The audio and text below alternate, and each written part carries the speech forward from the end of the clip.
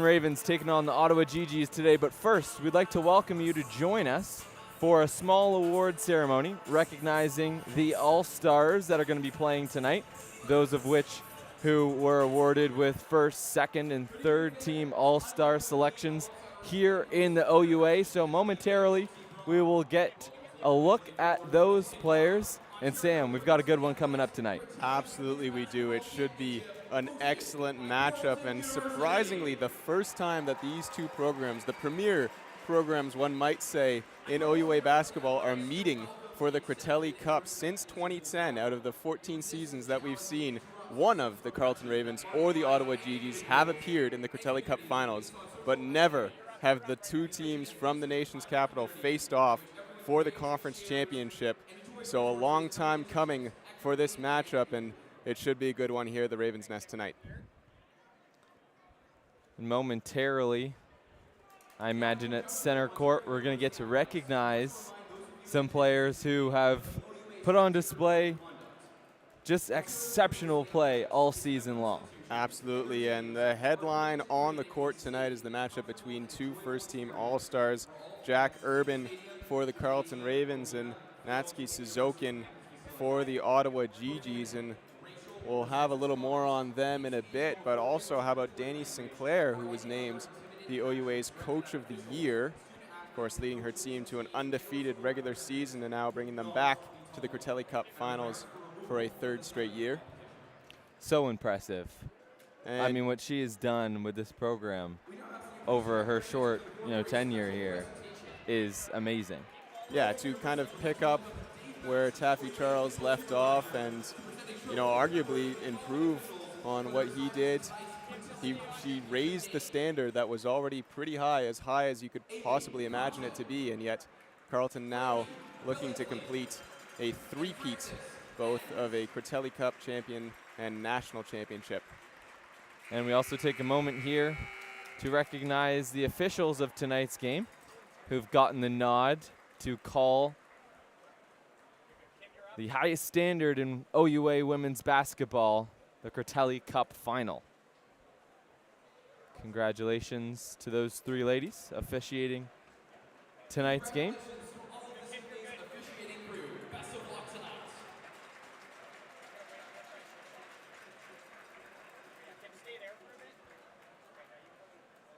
It's now time to recognize the 2024-25 OUA All-Stars who are participating in this year's Critelli Cup, starting with the visiting Ottawa GGs. Please come forward when you hear your name called. Second team All-Star, Ali McCarthy. And now making her way to center, getting recognized as an All-Star this season, Ali McCarthy. McCarthy's such a dangerous shooter. She brings just another dimension to this Ottawa GG's offense, which is third ranked in the province, and we've seen her do damage against the Carleton Ravens this season. They're going to want to lean on her to open up that offense, which Carleton doing a very good job defending some offensive titans so far in these playoffs. And so if Ottawa's going to want to change the script a bit, they're going to need McCarthy to show up in a big way.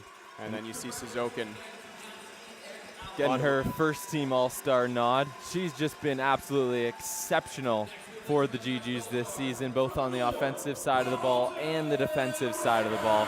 She averaged 17 points per game, led the team in steals with 89 steals throughout the regular season, and just really does it all at a Southwest Academy in London. She's from Barrie, Ontario, and now we take a moment here to recognize those award winners on the Carleton side. All-rookie team, Natalie Francis, accepting her award. Francis in her first season averaging 5.6 points per game and 6 rebounds, which is good for the second most on the Carleton roster. So coming in and playing a big role right away as a freshman. Kiana Jade Poulin goes up and accepts her second team All-Star award. And if you watch Carleton basketball, you know exactly what Kiana Jade Poulin brings to this team. And now Jacqueline Urban gets her first team All-Star nod. And, you know, we were kind of chatting off air.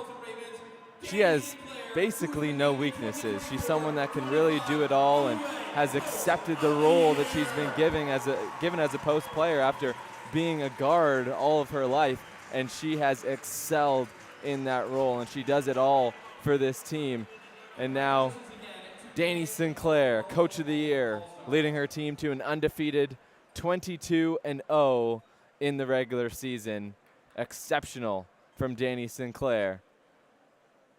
And as we throw to the national anthem, we'll be right back here for the Critelli Cup Finals on OUA.TV and CBC Gem. At Carleton University, we're revolutionizing surgery with AI, combating floods, decoding the mysteries of Alzheimer's, creating real-world solutions to enhance lives and protect our planet. Visit our website to learn more.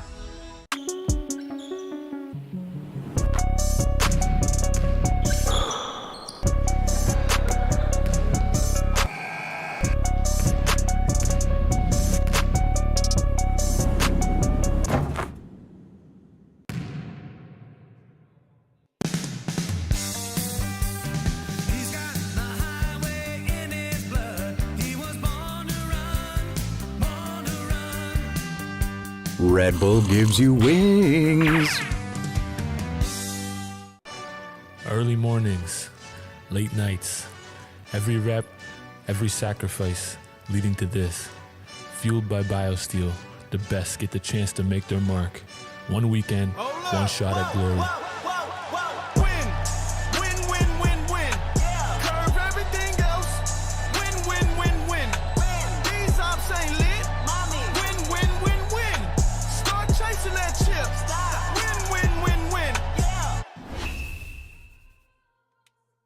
At Carleton University, we're revolutionizing surgery with AI, combating floods, decoding the mysteries of Alzheimer's, creating real-world solutions to enhance lives and protect our planet. Visit our website to learn more.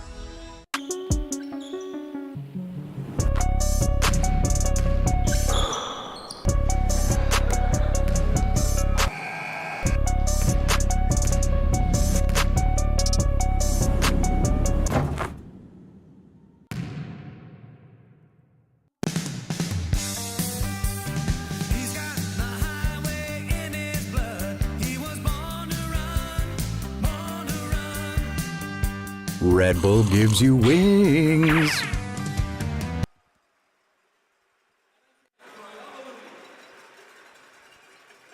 Good evening and welcome inside the Ravens' Nest in the nation's capital of Ottawa.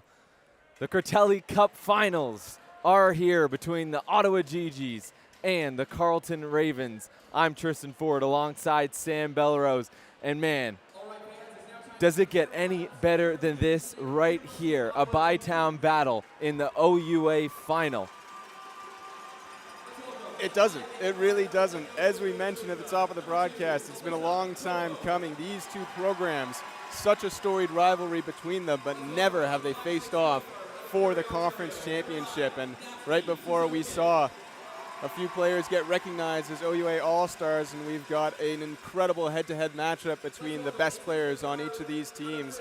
And Jacqueline Urban, we've talked about her all season, but you really cannot overstate how important she is to this Carleton Ravens squad. She does everything you want from your best player, averaging 13.8 points, 9.4 rebounds, which is good for fourth in the OUA, and 1.8 steals as well. She's a two-way monster. She had 9 double-doubles in the regular season, added a 10th with a 17-point, 15-rebound performance in the OUA semifinal against TMU. She's saved her best for last, and she's playing her best basketball here late in the OUA playoffs. In Garnet, though, the GGs have a pretty excellent player themselves, Natsuki Suzokin. Like Urban, everything you want from your best player, everything you want from a point guard. She averages 17.1 points, 3.8 rebounds, 4.8 assists, which is good for second in the OUA. She also leads the conference in steals, averaging an almost ridiculous 4 a game. She's a pretty efficient shooter too, averaging about 40% from the field, 27% from three on the season, but she's struggled in both of the meetings that the GGs have had with the Carleton Ravens so far this season. That said, she still scored 21 points and 19 points respectively when these teams faced off in December and February. So she's doing her damage. Even when she's cold from the field, the Ravens can't afford to let her get hot tonight. And now we'll take a look at the starting lineups for the Ottawa GGs. At guard, the fifth-year point guard from Barrie, Natsuki Suzokin. At the other guard position, the 5'8", third-year guard from Lake Echo, Alyssa Provo. At the wing, the second-year wing from Quebec, Honora Tolette. At the other wing, the 6', fourth-year from Fredericton, number 12, Allie McCarthy. And in the post, the 6'2", fourth-year from Barrie, Emily Payne. And starting for the Carleton Ravens, number 7, the 5'7" guard from Gatineau, Dorcas Buisa. Number 6, the 5'10" wing from Winona, Tatiana Burke. Game is live. Noelle Kilbreath from Calgary, number 10, Kiana Jade Poulin from Quebec, number 11, and number 22, Jacqueline Urban, and Noelle Kilbreath knocks it down from outside to start the game. Ravens go up first, and this is going to be a loud one, folks. A packed crowd here in the Ravens' nest, and Kilbreath gets them on their feet early. Tatiana steals it from Payne. Fast break. That one doesn't go. It rolls around and falls out. Burke, 2021-2022 Defensive Player of the Year, showing off what she can do on the defensive side of the ball early, taking it away from Payne. Payne at the elbow, now on the low block, spins, fires. That one falls. Burke missing that layup. Usually we'd say, you know, in a game like this, maybe that's a little bit of nerves for a player. I'm going to say not many players in this Carleton Ravens squad are feeling any nerves right now. They've been here before. They've been here before, definitely. Kilbreath fires. Noelle Kilbreath heating up early. Kilbreath, maybe one player who hasn't, coming over this season as a transfer from the Canada West Conference. She played at MacEwan, but looking comfortable so far in her first taste of conference finals action. She averaged 17 points per game last season at MacEwan, leading their scoring. And this season she's done all she's been asked from this Carleton team and has helped them get to this spot right here. And another takeaway for Carleton.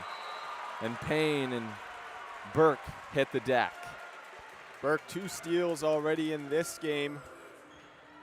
Two-way play obviously so important at this point of the season when every team you face is the best of the best on both sides of the ball, and this Ottawa GG's team exemplifies that for sure. Both of these teams will be heading to the national championships next weekend in Vancouver, but for now, they have their sights set on a conference championship. Poulin. Poulin knocks it down inside. This is the matchup here you'd expect to see for most of tonight. Poulin guarding Suzokin. Suzokin looking for space. Provo on the wing, guarded by Kilbreath. Finds a cutting Suzokin to the hoop, and that one's good. It's incredible how easy she makes it look. Gets herself free from one of the best defenders in the OUA and winds up wide open under the basket. Now McCarthy and Kilbreath get tied up and a jump ball's called. That'll favor Ottawa. And now we'll take a quick look at the keys to the game.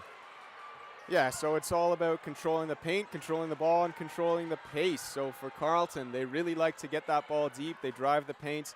They punish teams down low, had 30 points in the paint in their beatdown of Ottawa right here at the Ravens' Nest in December, but only 10 at Capital Hoops, which was a much closer game in which Ottawa controlled for most of the run time. Ottawa, meanwhile, just 4 points in the paint in that game against December, which by far their worst performance of this regular season. So on both ends of the court, they need to find a way to stop Ottawa's penetrating and get some looks down low themselves. Meanwhile, Ottawa gets a lot of success by forcing turnovers. They forced 24 turnovers a game. That's better than anybody in the OUA.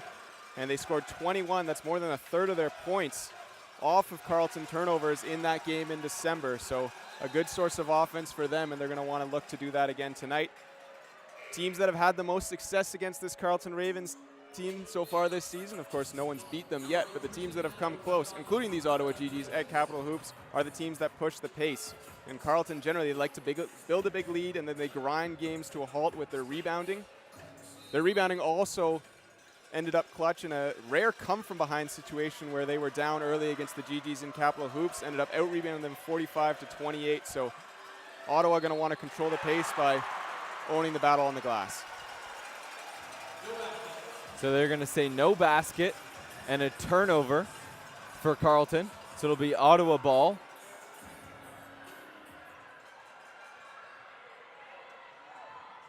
Payne.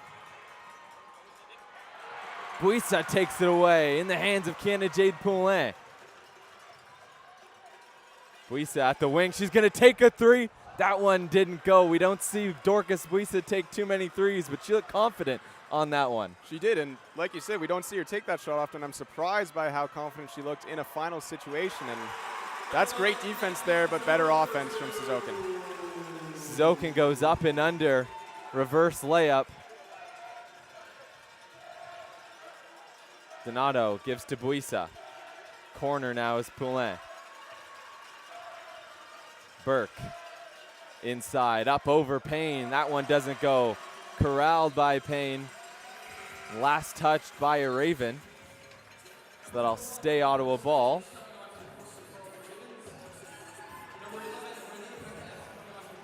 Substitutions happening for both teams. Renee Paquette comes in for Emily Payne. Bailey Russell checking into this one as well. Natalie Francis into the game for Carleton. Suzokin has a lane. Was last touched by Poulin. Urban will take a seat, and Zarina Duvnak will check in for the first time tonight.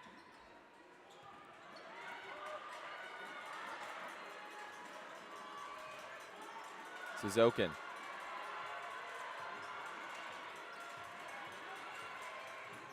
Gets downhill, puts it up. That one goes off the backboard, doesn't fall.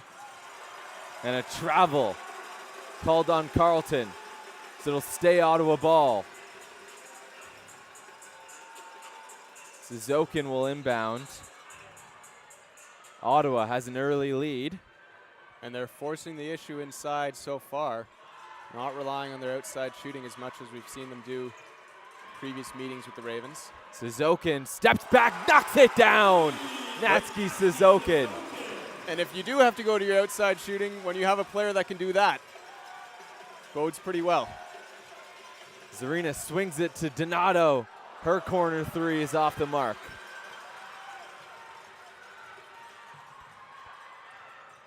Suzokin gets past Buissa to the rack, makes no mistakes. Beautiful move, and a timeout taken by head coach Danny Sinclair and the Carleton Ravens. And Sinclair fired up, not happy with what she just saw. Yeah, you know, we mentioned her as a player to watch, and that's no credit to us because obviously she's been doing this all season, but welcome to the Natsuki Suzokin show. 9 points of Ottawa's 13 already early in this first quarter. She is taking over this game from the start. And it shouldn't be a surprise, really, that she shows up in this moment. No, and I had a conversation with head coach Roseanne Jolie prior to this game, and she mentioned that they are aware that this is Natsuki's last chance at this, and they want this, of course, for them as a team, but they want this for her as well. They're going to come out and leave everything out here on this floor, and you best believe that Natsuki Suzokin is going to come out here and leave everything out on this floor because it's the last rodeo for her. They have booked their ticket to nationals, of course, but she's been in the OUA for 5 years now, and this is her last chance, her last shot here at a Critelli Cup. And yeah, they want it. They want it bad, and so does she. And, you know, there's a little bit of an added motivation when you know that the team that has stopped them from getting there is these Carleton Ravens. And to get a chance to, get your first Critelli Cup championship in your final year, but also spoil a three-peat, I'm sure is something that Natsuki herself is very aware of, not to mention the rest of this Ottawa GG's roster. Suzokin, a 5-year career with the GG's, over 1,200 regular season points, but she has yet to play a bigger OUA game than this one. Duvnak showcasing her handles, but now taken away. Provo was there, and Suzokin ended up coming away with it. Beautiful Russell, her shot doesn't go. The ball movement for Ottawa was good. Now a rebound by Burke.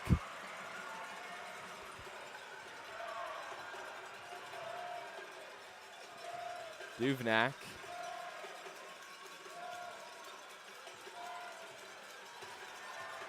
Urban, help comes, and it gets taken away from Jacqueline Urban, the first team All-Star. Suzokin will control the pace for Ottawa. She makes another nice move on Canada Jade Poulain, gets downhill, beautiful pass. Ali McCarthy finishes it off at the hoop, and Ottawa playing very strong basketball here early. 15-7 for the GGs. And they're pushing the pace like we said would be key for them. Getting up the floor quickly in transition. Urban, her shot off target. They get it back, and she doesn't make any mistake that time. That's what you want to see from Jacqueline Urban, using her strength to get down low, get good looks, following up on plays like that where she misses a shot. That's what we've seen all season from her, and that's the kind of basketball she needs to play today. And a big three from Melissa Provo, extending the lead. Carleton breaks out of that trap. Donato looking for options. Duvnak lets it fly. That one ended up going through, but it won't count as it touched the top of the basket. Big three there from Melissa Provo, and what we've seen from the GGs so far, it's still early, but it's kind of what we're used to seeing from these Carleton Ravens, where they build a lead, and then as teams struggle to kind of make up ground, they just kind of demoralize these other teams by responding quickly to any sort of momentum that the trailing team is able to put together. And a few big response possessions on offense from the GGs so far have the Ravens struggling to get back into this one early. Tollett fouled and one. Count it. Head to the line for a chance at a three-point play. I love it when they prove my point like that. Ottawa playing high-level basketball here early. Up by 11 at the moment, and a chance to extend that to 12. And they'll do just that. Tollett with a three-point play. Abe Deng getting some early minutes here. We've seen Sinclair's trust in her kind of increase over time this season, and getting some big minutes in the semifinal against TMU, and now back in the first quarter of the final. And she made an impact inside in that semifinal game against TMU, and she's going to get her chance here to make an impact in the final.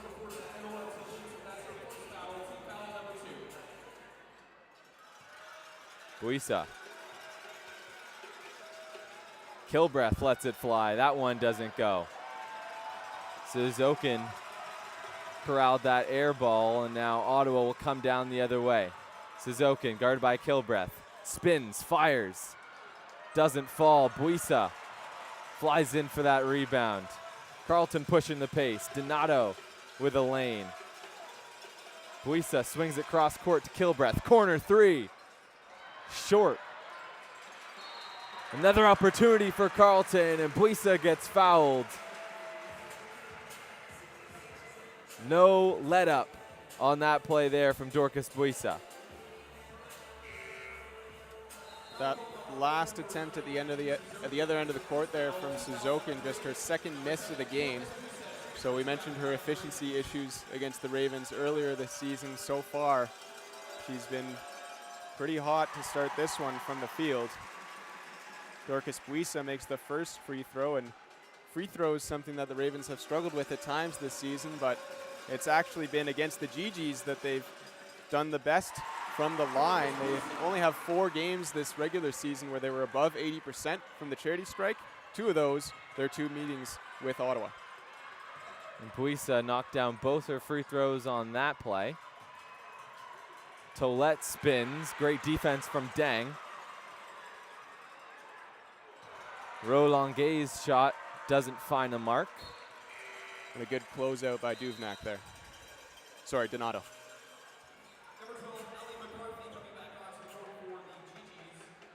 So if you're just tuning in, it's been a fast-paced first quarter so far. But Ottawa has the lead at the moment, and they've been playing the better basketball. And this is a little bit different than what we saw at Capital Hoops, where it was really shooting struggles that had Carleton in such a big hole to start. Buisa gets another offensive board. Tolette on her. Gets tied up by Roland Gay, and it's taken away by the GGs.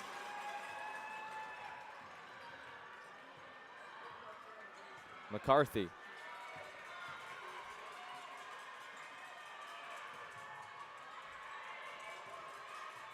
Tolette taken away by Burke. Beautiful intercepted pass there. Buisa, near side wing. Swings to Donato. In the corners, Kilbreath, she lets it go. Yes! Noelle Kilbreath. Getting it done from outside, and Carleton needed that badly in the closing minute of the first quarter. There's a good recognition both on the assist and by Kilbreath to know that she was open enough to let that fly quickly, and knowing that a quick 3 would be exactly what the Ravens need right now. Donato got a hand on that pass, and now Kilbreath takes it away. And a foul's called. This on the GGs.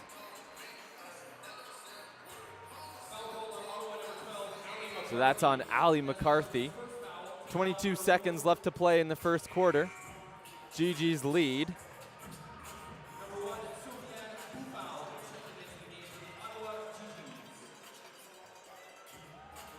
Carleton, they've been doing a good job of getting in passing lanes, taking the ball away, but they've also been turning the ball over themselves, both teams with 5 turnovers. Yes, but all 5 of Ottawa's coming off Carleton's steals. They've got 5 takeaways, but only 2 steals for the GGs, so some unforced errors on the Ravens' part. Urban gives back to Buisa. Corner is Poulin. Buisa gives to Urban. She takes a 3. That one off the mark. And the first quarter gonna come to a close, but I believe there was a foul called just prior. So that'll send Tatiana Burke to the free throw line.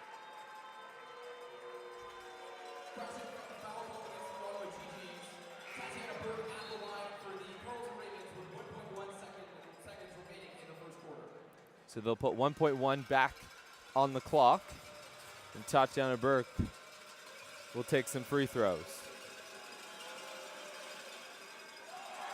Mentioned the Ravens struggled a bit from the line this season, shooting 66.5% with a few categories they weren't near the top of the conference in.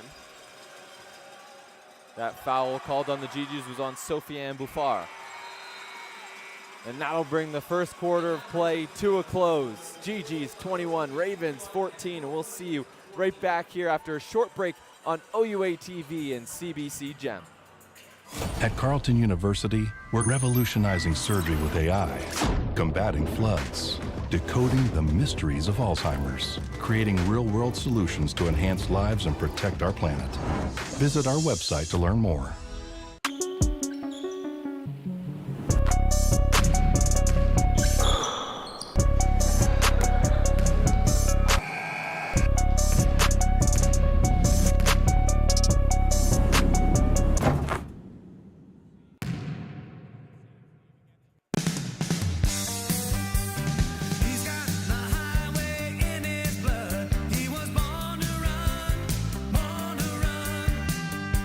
Red Bull gives you wings. Early mornings, late nights, every rep, every sacrifice leading to this. Fueled by BioSteel, the best get the chance to make their mark. One weekend, one shot at glory.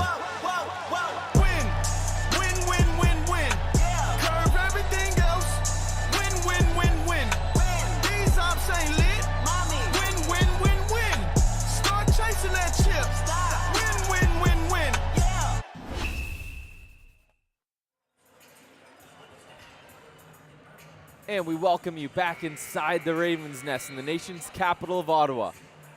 I'm Tristan Ford alongside Sam Bellerose. And so far, we've had a back-and-forth game between Bytown rivals, the Ottawa GGs and the Carleton Ravens. Ottawa controlling the pace so far. They find themselves up early, and that's reminiscent of what Capital Hoops did look like in a way. They were up for most of the first half. Yeah, and in fact, all of the first half, I believe. They were up. They did take a lead into the halftime break at Capital Hoops and controlled that first quarter. The difference in score a little more stark in the Capital Hoops Classic, and that's because, well, Carleton not shooting great from the field, 5 of 17 in this one. That's nowhere near as disastrous as the start they had at Capital Hoops. They shot just 3 of 22 in the first quarter back in February, including 1 of 10 from three-point range. So this Ottawa lead, I'd say, more due to their excellent defense, as a dent is put into it there, though, by Kiana Jade Poulin. And a big shot from Kiana Jade Poulin to bring this one to within 4. And a turnover as Alyssa Provo stepped out of bounds.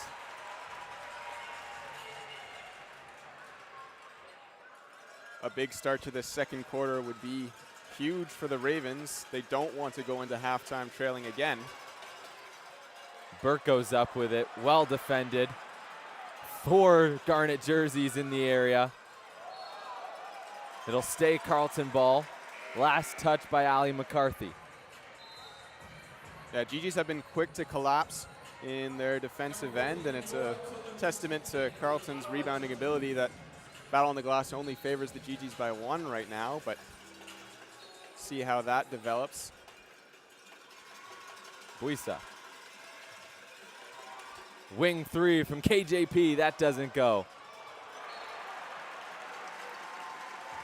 It'll stay Carleton ball again. With a lot of players, I'd say that probably wasn't on purpose. You know, they might have got lucky, but with Jack Urban, I would not be surprised if that was completely intentional and a very smart play there to know that she wasn't going to be able to get that board, but knock it off the foot of a Garnet jersey instead. Donato fires, no good. Buisa got a hand on it for the offensive board, but it ends up in McCarthy's hands. Buisa been active. Suzokin fires and hits.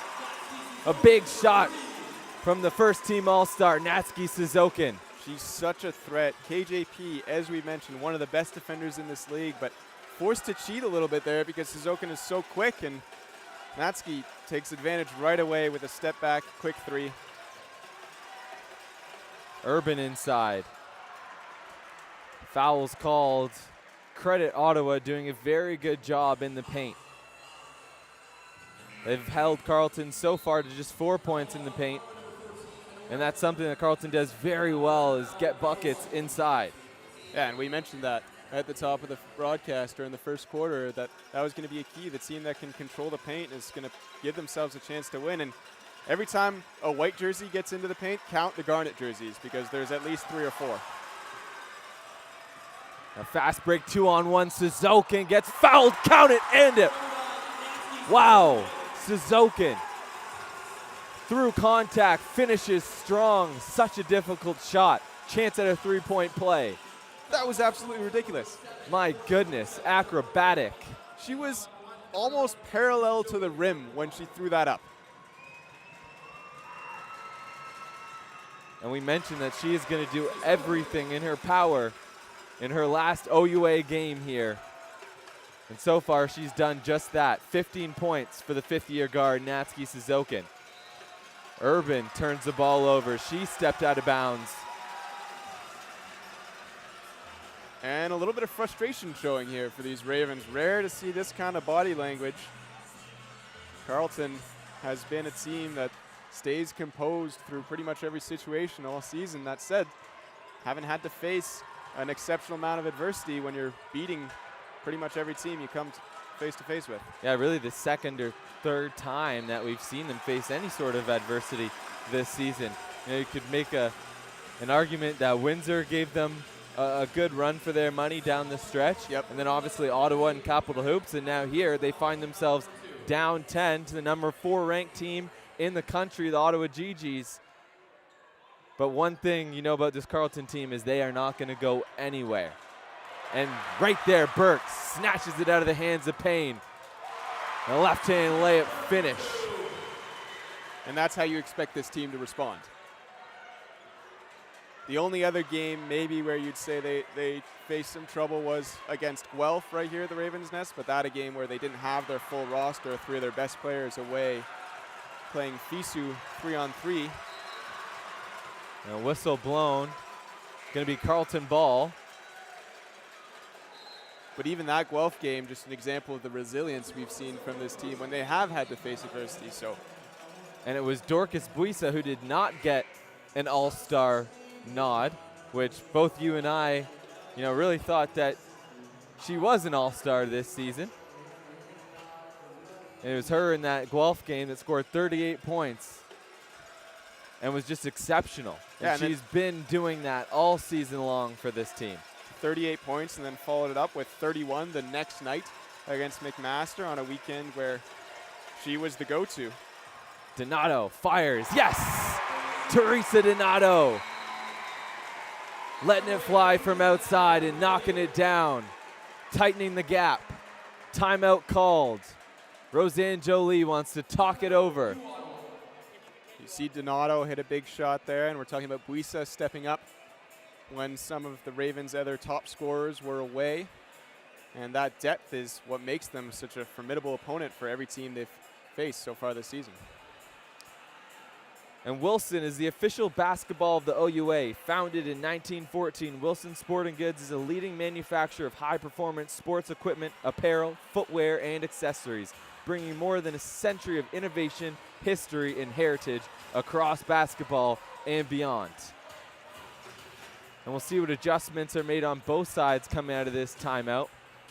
I think that's a strong time to take a timeout there from Roseanne Jolie. Her team's still in control here, but sense the momentum shifting slightly towards Carleton, and she wants to sort that out immediately. Absolutely. Those last few possessions, probably the best sequence we've seen Carleton string together since maybe early in the first quarter. And speaking of that depth, I asked Danny Sinclair about it after Saturday's semifinal game where they had 5 different players score double digits, and she kind of contrasted this year's roster to last year's, where I believe her quote was, last year's roster they could have had one player take almost every shot and they would have been okay with it. But of course with no Callie Pockernick, and I'm going to stop now because what a play. Wow. Noelle Kilbreath. And they get a hand on the inbound again. Provo breaks the trap in the corner. Moves it up quickly. And a foul. That one doesn't go, but she'll have a chance for 2. Bailey Russell. The foul going to be on Jacqueline Urban. As I was saying, with no Callie Pockernick on the roster this season, we've seen several different players step up. I've already mentioned Urban is probably Carleton's MVP this season, and she's really been able to do it all. KJP, excellent two-way player and also the team's leading scorer, but then Buisa stepping up when needed. Donato, the microwave scorer off the bench. Noah Kilbreath, the excellent skill set that she brings. Tatiana Burke stepping up at some big moments as well. We could go on and on. And a chaotic possession there for Carleton. The long pass to Donato was almost broken up, and then when she did get her hands on it, quickly tried to move it to Kilbreath, who couldn't keep her hands on it. And a Carleton turnover. Provo gets the inbound, and McCarthy. Provo has it. And here's Provo. Good job by Urban to get in the lane there. Last touched by Jacqueline Urban, so it'll stay with the Garnet and Gray, the GGs.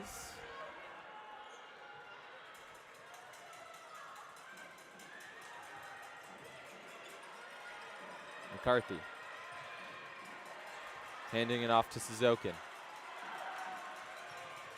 Now McCarthy. Donato got a hand on it.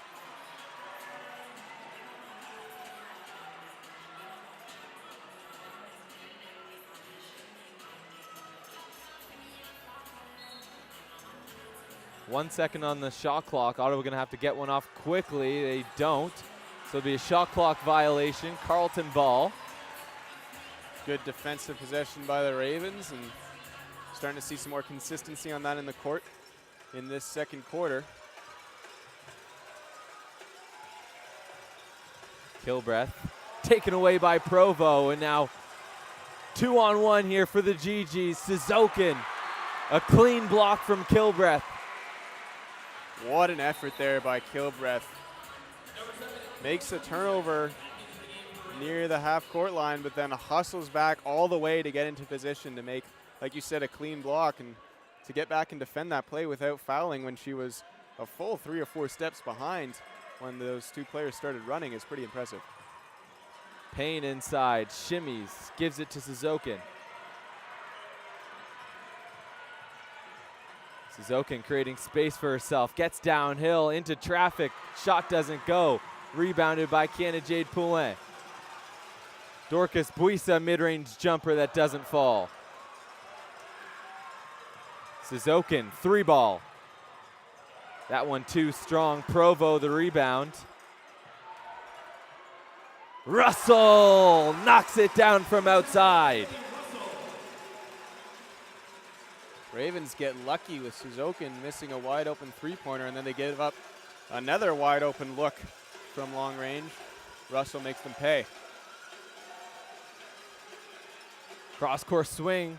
Donato, her shot off target. And a foul called. Foul looks like it's going to be on Bailey Russell.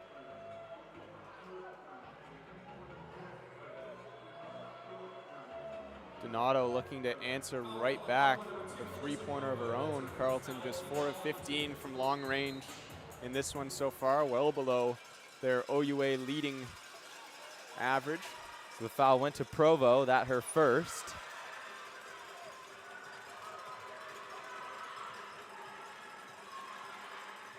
Provo looking for options.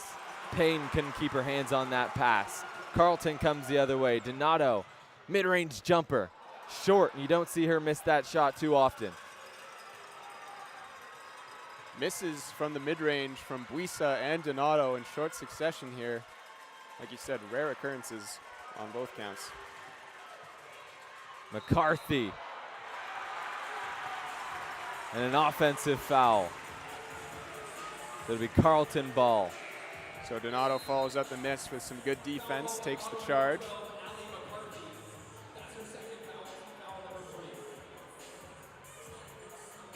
Substitutions for Carleton and Ottawa. Been a pretty physical game so far, and both teams already with 3 fouls each, just over halfway through this second quarter.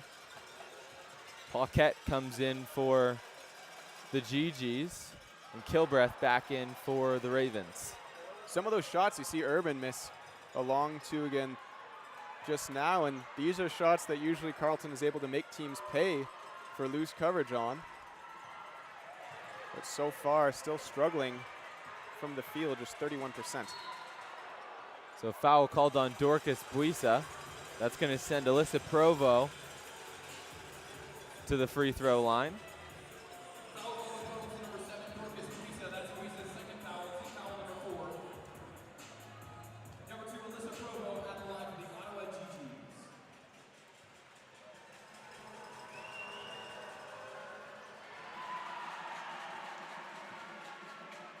Provo, if you're wondering, 68% free throw shooter this season. The GG's marginally better as a team than the Ravens were, shooting 69% as a squad from the charity strike.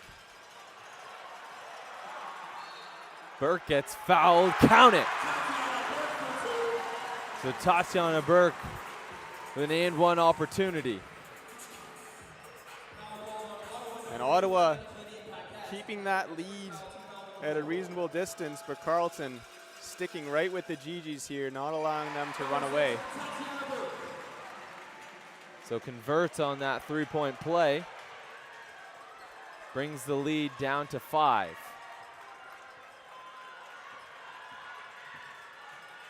Suzokin hands it off to Provo.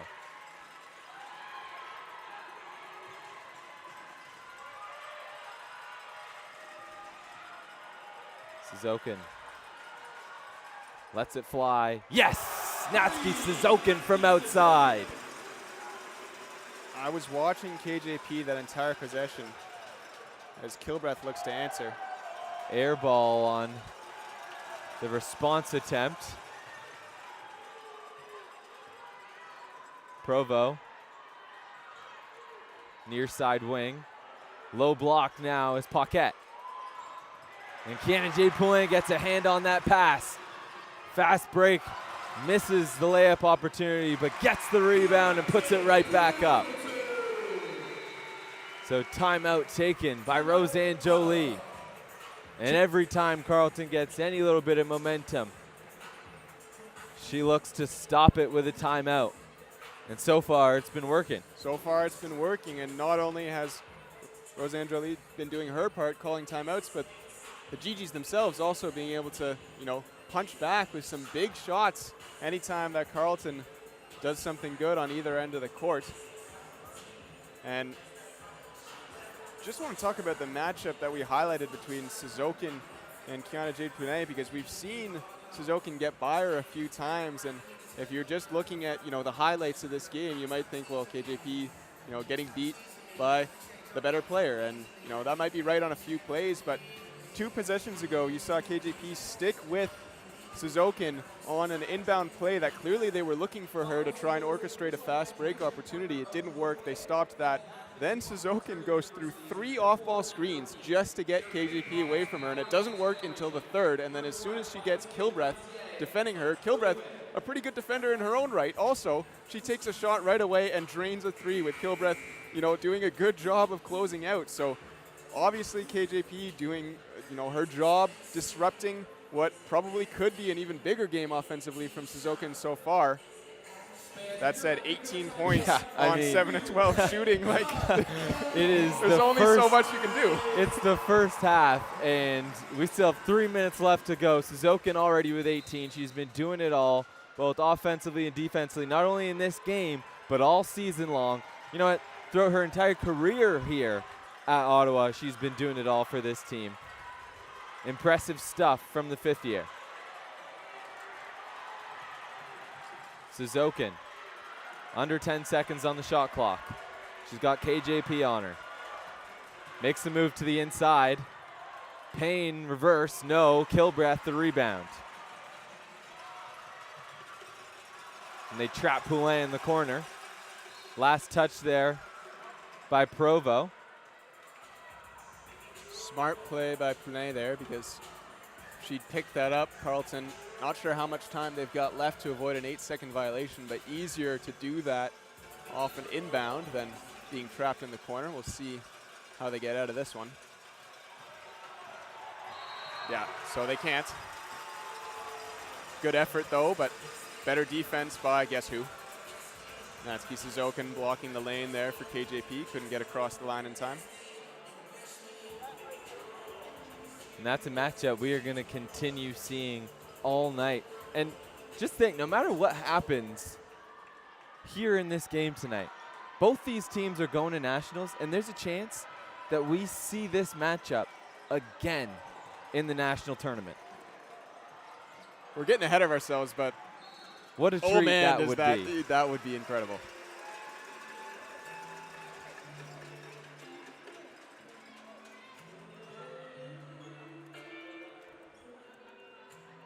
Speaking of GG's taking a trip to the national tournament, this will be their first time under head coach Roseanne Jolie heading to the national tournament.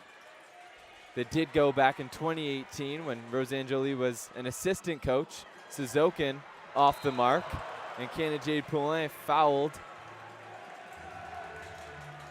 So Carleton in the bonus now. Kiana will take shots.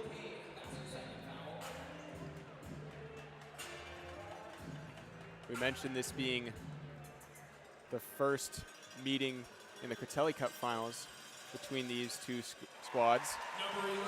Never met for a national championship either, so that would be a first if that does come to pass. Sorry, you mentioned it, now I can't stop thinking about it.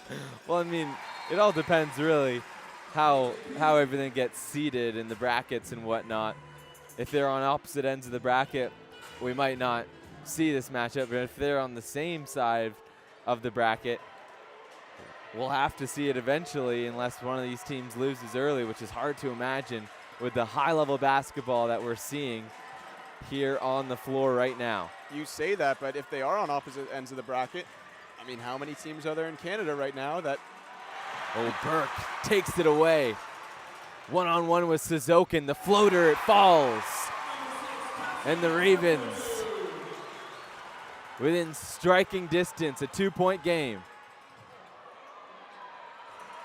Suzokin went down hard there. And Urban also going down hard. Russell fighting for that one as well.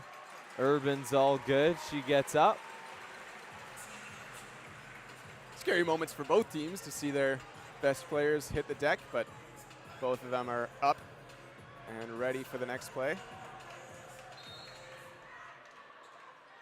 And if there's one thing you know about Jacqueline Urban, she will put her body on the line to win a basketball game, and Russell cashes out from outside.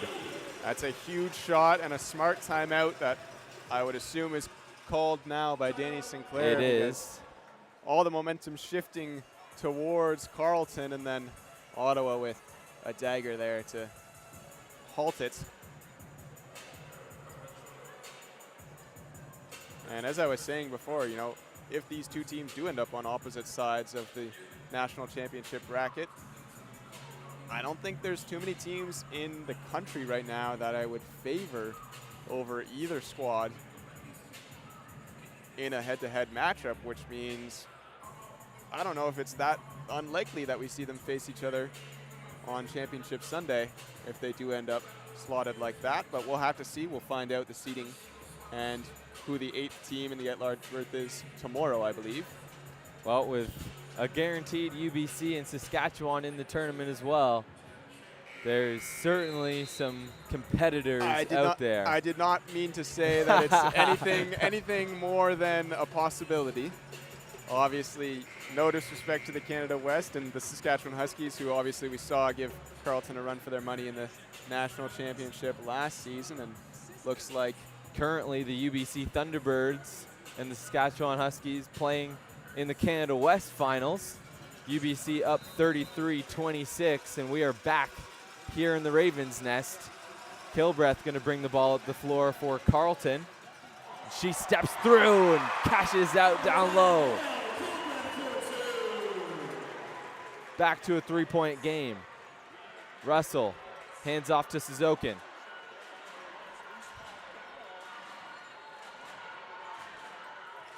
Suzokin steps back, fires, bullseye! Natsuki Suzokin, my goodness, playing out of her mind. 21 points here in the Critelli Cup final. That's what great players do right there. Probably not a bigger moment in this game so far than that. And Suzokin loses 2 defenders and drains that shot. Carleton with an uphill battle to get back even before the half now. Urban, open Donato. Quick closeout from Ottawa. Great help defense, but not good enough. Teresa Donato knocks down a very difficult, well-contested shot. Yeah, Alyssa Provo and Bailey Russell in on that shot, and you mentioned the closeout from Renee Paquette that was great there, but a better offensive play from Donato. Suzokin gets it taken away by Burke, and now a jump ball called as Suzokin tied Burke up on the floor. Yeah, Burke gathered it, but looked like it was Noelle Kilbreth getting a hand in as Suzokin flew by her. So every Carleton Raven doing what they can against Natsuki Suzokin here. 4-point game, so Ravens unlikely to get it back even before the break, but a chance to get some momentum before the half. Donato, under 10 seconds. 5 now. Kill breath. Kiana with the last shot. That one doesn't go. And that will put a close to the first half of action here in the Critelli Cup final between the Ottawa GGs and the Carleton Ravens. And Ottawa takes a 4-point lead into the halftime break. And don't go anywhere, folks. This one has all the makings of a classic down the stretch here. And we'll see you shortly for the Carleton Ravens halftime report right here on OUA TV and CBC Gem. We're looking forward to a great evening. It's a chance to obviously celebrate all the successes from this last year. We're really here, and the work we do is on behalf of the student athletes and their coaches. So a special shout out to the student athletes and the coaches in the room today. She helped lead her team to the Quigley Cup title. The 23-24 OUA Athlete of the Year is Brock Badger's volleyball standout, Sarah Roy. He was first team OUA All-Star, the 23-24 OUA Athlete of the Year from the Guelph Griffins, Max Davies. Sport has changed society. Sport does reproduce the dominant values in society, but that means if we get it right, then we become part of that. And so a good message tonight is a big thank you to our OUA staff who was charged with dealing with the biggest conference in the country to make it work. To my colleagues I've worked with in this room my whole time while at U Ottawa, thank you. It has been my pleasure to meet you, to learn from every single one of you, to get to know you, to share some good laughs together, and probably some tears too, through tough moments that we've all supported one another. Congratulations to the 2023-24 J.P. Loosemore Award recipient, Carleton University's Jennifer Brennan. I've been working in this industry for 36 years. It's been an incredible career. I've been so blessed and fortunate to work with so many great people, those that look out for me, those that welcomed me, and those that have supported me. Thank the OUA staff and Gord for this incredible honor. It's a real pleasure to look back on everything that the folks in this room have accomplished here tonight over the course of the 23-24 OUA season, and it's really exciting to look forward. We've got some time off now, but we get to do it all again for the 24-25 season.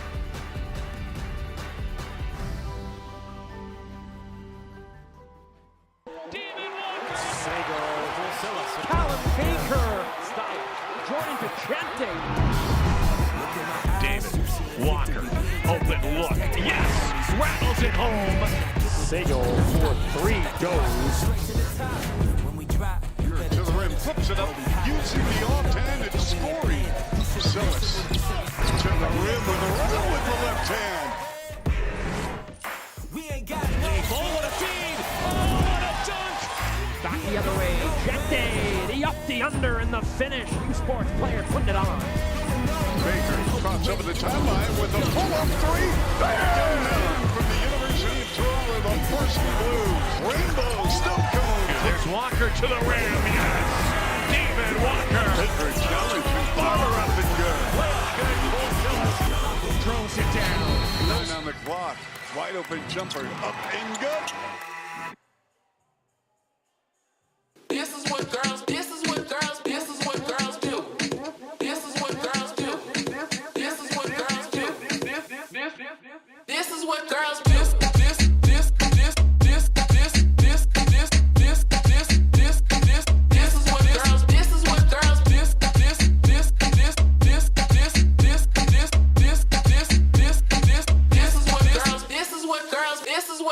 This is what girls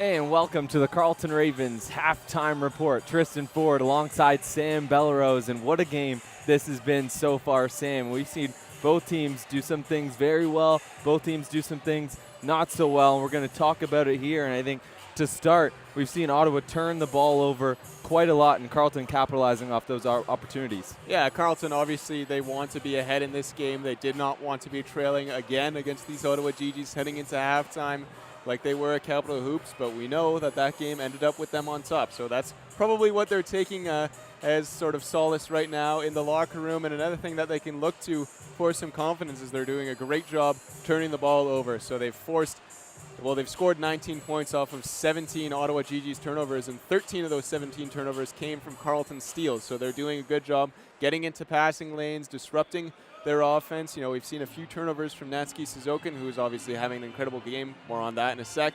But something that she's prone to at times is turning the ball over, being a little bit careless. And how about Tatiana Burke? 6 steals already in that first half. She's doing everything she can on the defensive end of the court, and she's made a few big shots as well. And that is what she does. I mentioned earlier in the broadcast, 2021-2022 Defensive Player of the Year in the OUA.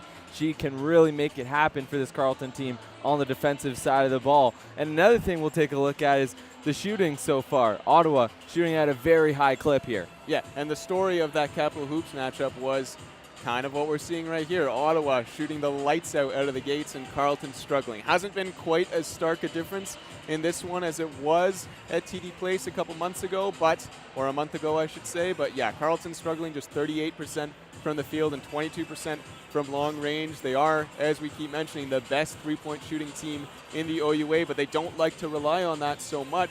They like to get their open looks from three, and usually that comes from their great penetration and great job driving the ball down low, getting looks from inside of the paint. But ironically, Carleton's struggles from three are because of how strong Ottawa has been on the interior defending so far, because Carleton isn't able to, get those kickouts that lead to wide open looks for their shooters like we usually see from them. And then Ottawa on the end of the court shooting 54% from the field and 7 of 10 from three-point range, and 4 of those makes are from Natsuki Suzokin. We're going to keep mentioning her name. Don't get sick of it yet. But yeah, 4 of 6 from long range is Suzokin, and she's doing some damage from pretty much everywhere on the court. And well, that's a perfect time to transition into what she has done so far. You mentioned 4 threes, and she's able to do that because she can create space for herself and create her own shot opportunities, something that, as a ball handler is a very difficult thing to learn how to do and a very difficult thing to do at, the way that she's doing it right now. And 21 points. Yeah. What a performance. Well, I mean, we mentioned off the top of the broadcast, she is Ottawa's best player. She ranks 5th in the OUA in points per game, and she did a decent amount of damage against these Carleton Ravens in both meetings this season, despite shooting, honestly, pretty poorly from the field, both in the meeting at the Ravens Nest here in December and at Capital Hoops in February. So I think my words were, you can play it back, don't let her get hot. Carleton, unfortunately, let her get hot in that first half, and what you've seen is kind of a result of that. 21 points already in the first half for her, and that matches her total in December against Carleton right here. So, doing a ton of damage. And we mentioned, this was going to be a battle between 2 first-team All-Stars, Natsuki Suzokin, Jacqueline Urban, who we've seen show up in big games for Carleton all season. Bit of a quiet first half for her. Only 2 points, only 1 assist. And we mentioned Ottawa is doing a great job defending inside, and that's usually where Jack does most of her damage, both scoring and passing the basketball. She likes to drive inside, and then when she draws all those defenders to her, she'll usually be the one kicking out. That's why she averages so many assists as well as points and rebounds. I said off air before we started this game, and I was kind of joking, but kind of serious too. Jack Urban is like a Nikola Jokic if Nikola Jokic was also faster than everybody else on the court. Well, she needs to use that speed a little bit more. We want to see her use her strength a little bit more to fight through that tough defense that Ottawa is having, but then Carleton also needs to shoot a bit better as a team to open up looks for not only Urban, but other players like Poulin and like Burke and Buissa as well. And I imagine that's something that the Carleton coaching staff is going to be working on right about now, is figuring out how to get some more open looks for their shooters, something they haven't done a ton of as of yet, but still a lot of basketball left to be played here. Don't go anywhere. This is going to be a great finish to the Critelli Cup final right here on OUA TV and CBC Gem. We'll see you momentarily for third quarter action. We're We're looking forward to a great evening. It's a chance to obviously celebrate all the successes from this last year. We're really here, and the work we do is on behalf of the student athletes and their coaches. So a special shout out to the student athletes and the coaches in the room today. She helped lead her team to the Quigley Cup title. The 23-24 OUA Athlete of the Year is Brock Badger's volleyball standout, Sarah Roy. He was first team OUA All-Star, the 23-24 OUA Athlete of the Year from the Guelph Griffins, Max Davies. Sport has changed society. Sport does reproduce the dominant values in society, but that means if we get it right, then we become part of that. And so a good message tonight is a big thank you to our OUA staff who was charged with dealing with the biggest conference in the country to make it work. To my colleagues I've worked with in this room my whole time while at U Ottawa, thank you.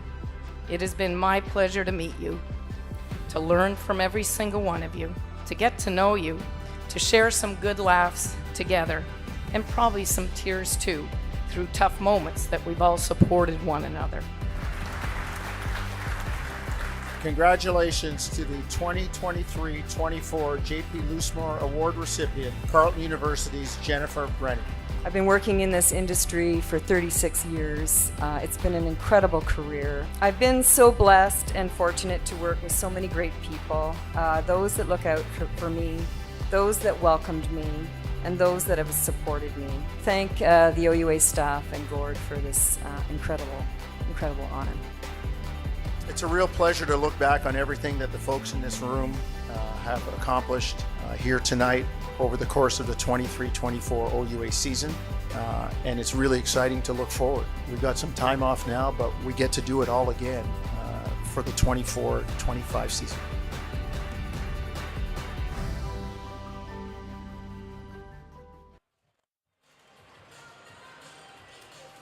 And we welcome you back to a sold-out Ravens Nest here in the nation's capital of Ottawa. And we have had a back-and-forth battle between two juggernauts in the OUA, the Ottawa GGs and the Carleton Ravens. So far, Ottawa GGs in control of this one by 4 points. And we've mentioned over and over again how much Suzokin is doing for the GGs in this game, and kind of, you know, characteristic of how these two teams are organized, that it's the GG's best player leading the way offensively and arguably on defense as well. Meanwhile, Carleton getting contributions from a few different players, and it's a player that we've probably mentioned a little bit less than the rest of the core leading the way offensively for them so far in this one. Noah Kilbreth with a team-high 12 points, and she's done that in only 12 minutes of play, shooting an efficient 5 of 8 from the field. But if you're Carleton, you're happy with Kilbreth's performance. You're hoping for a little more from some of your other scorers. We mentioned Jack Urban, only 2 points in that first half. Dorcas Buisa also only 2 points.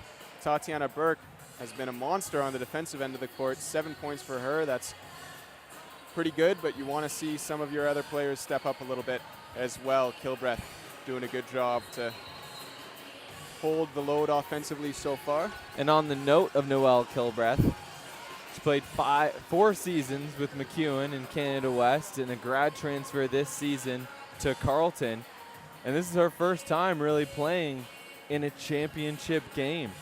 And, you know, the pressure, it hasn't gotten to her. She is leading this team in scoring, and she's going to continue to get those shots and take those looks. Yeah, and she made an impact right from the opening tip, scoring the first 2 baskets for Carleton and looking super comfortable doing so. And a good play there from Kilbreth defensively. Ottawa keeps this possession alive. Provo, now Suzokin makes Kiana miss, lets it fly, no good. Roseanne Jolie wanted a foul, but nothing for the GGs, and a turnover. Buisa is saying it was tipped. The officials saying it wasn't. So a turnover for Carleton. Regardless, that's a good play from Suzokin there, getting in that passing lane and stopping what would have been an odd woman rush. McCarthy swings it. Suzokin Corners, Provo. She drives. Tolette. Rebounded by Payne. Another opportunity there for the GGs, but no baskets to show for it. And a jump ball. Jack Urban fighting for that rebound, and that'll just be her second of the game and her first defensive rebound, assuming that they credit it to her, and they will.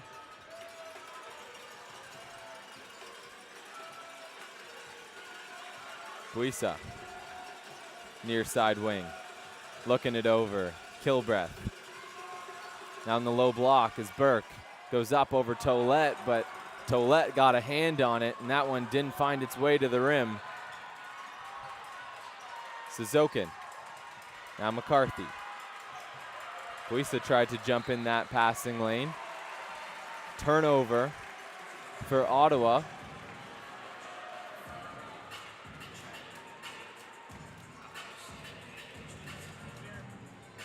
I assumed last touch by Buisa there, but and they'll give it right back. Wow. So what it was a backcourt that was called on Ottawa, and then a backcourt called on Carleton here off the inbound. I see.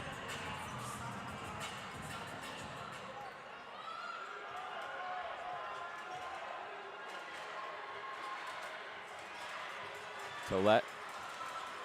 Now Payne goes up over Urban. Strong defense. Tolette gets the rebound. Cleanup duty on aisle 14. Enora Tolette.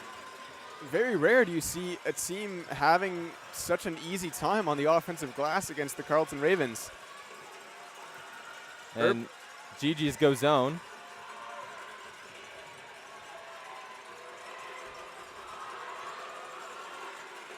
Burke has to take a shot here. Shot clock violation called on Carleton.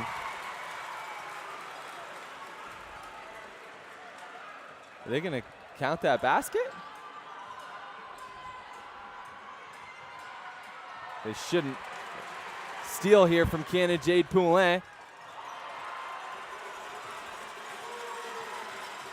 This is a fast-paced game. McCarthy, a three, drills it! Allie McCarthy. So it wasn't a shot clock violation on the Carleton basket a few moments ago. But what a response from the GGs. Had numbers inside. Instead, they go for the three-pointer, and McCarthy doesn't miss too many of those.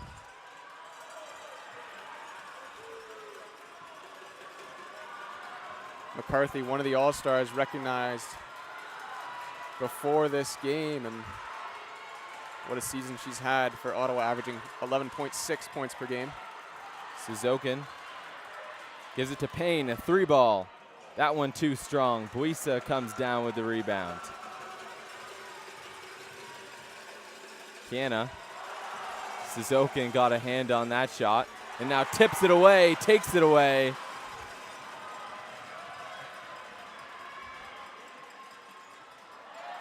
Payne open underneath the Carleton basket.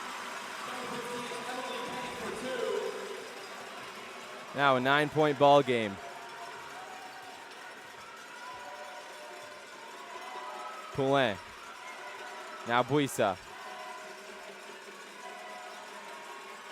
Kilbreath. Fouled. There's Enora Tolette. Held on the wrist of Noelle Kilbreath. Substitutions for both teams. Russell comes in for the GGs. Francis and Donato in for Carleton.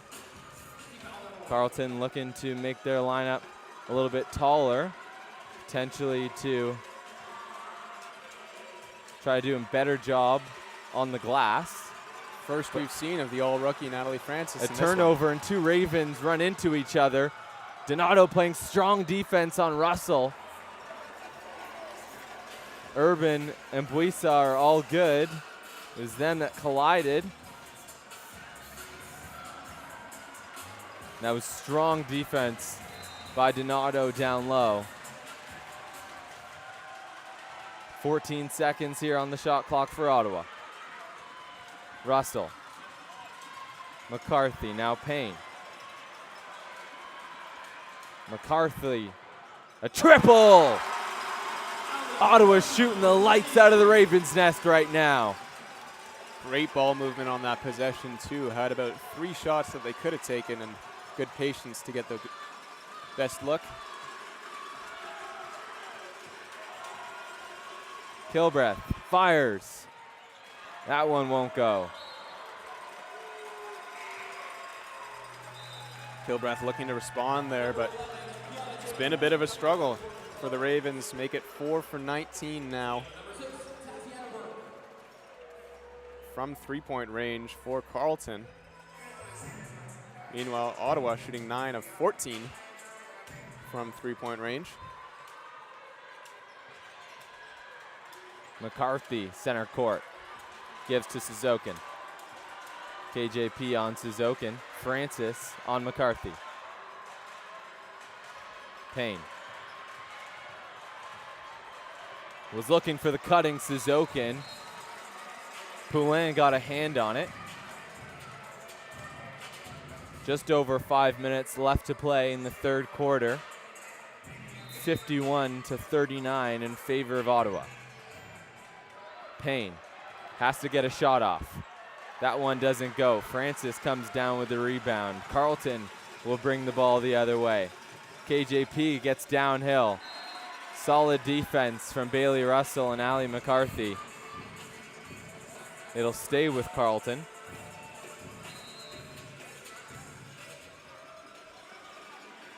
Donato on the elbow. She puts up a hook and it goes.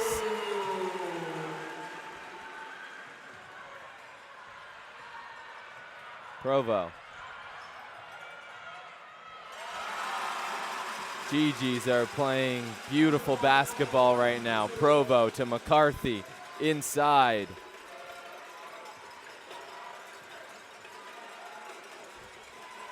Kiana will take a 3. Great closeout from Suzokin.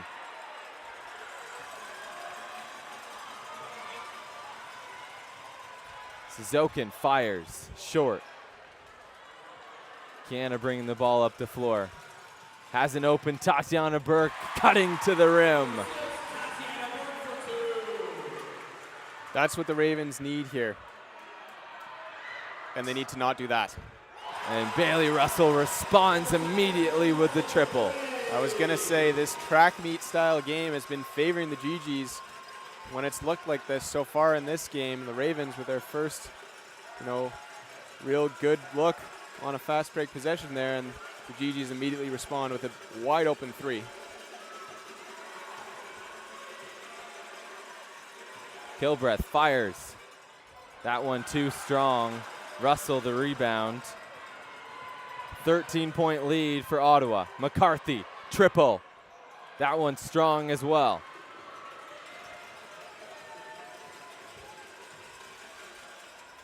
And a quick response from Kiana Jade Poulin.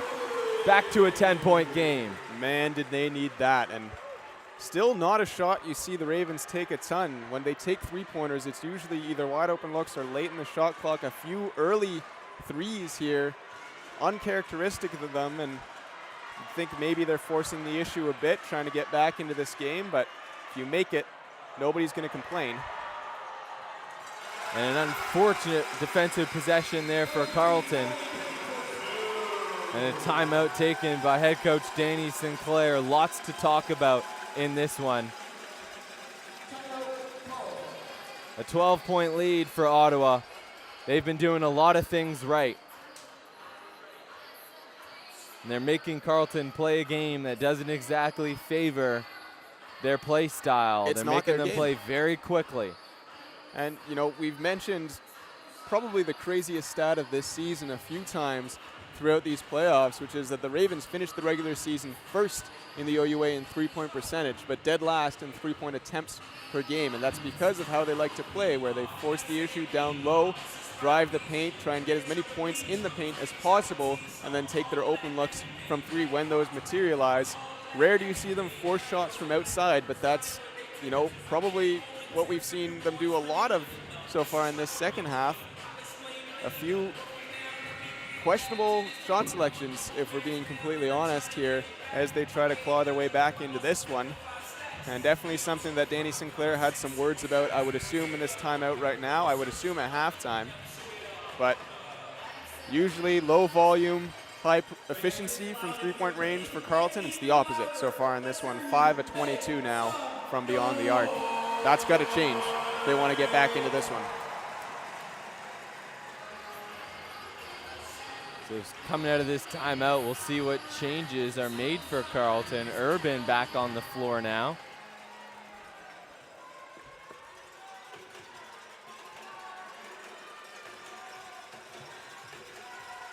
Donato gives to Kiana.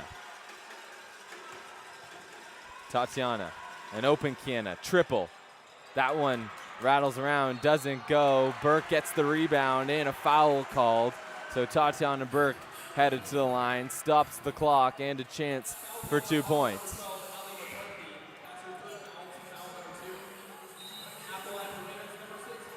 Carleton haven't gotten to the line a ton so far in this second half, so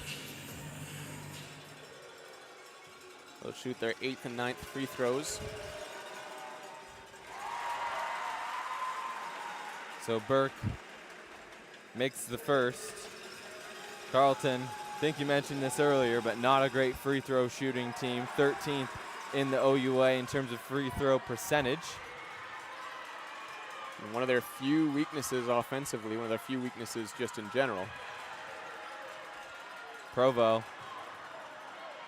Rolongue to the rack.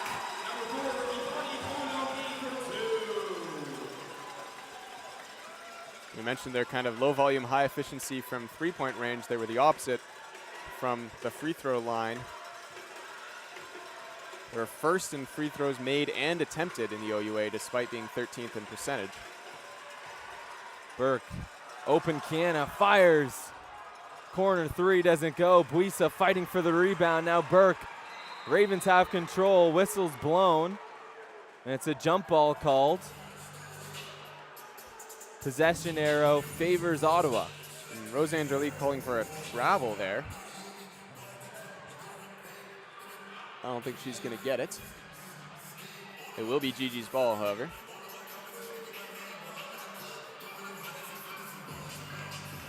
So Carleton managed to take some momentum into halftime, but now the Gigis with their largest lead of the game, 13 points. Under 2 minutes to go in this third quarter. Russell, guarded by Donato. Spins. Corner now, Rolongue. She couldn't keep her hands on it. Turnover, Ottawa. Carleton, they need to stay composed here down the stretch. They can't get frantic. Still a lot of basketball left to be played, an entire quarter to go, and a lot can happen in 1 quarter of basketball, especially when you're the most high-powered offense in the OUA. Well, a turnover here for Carleton, though. The Ravens didn't take the lead in the Capital Hoops Classic until the fourth quarter. So they've done it before. They've done it very recently against these Ottawa Gigis.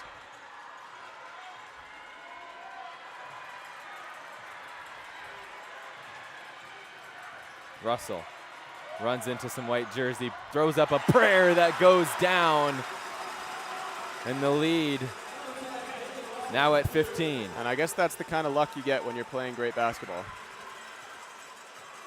Open Donato, triple, too strong. Urban gets the rebound.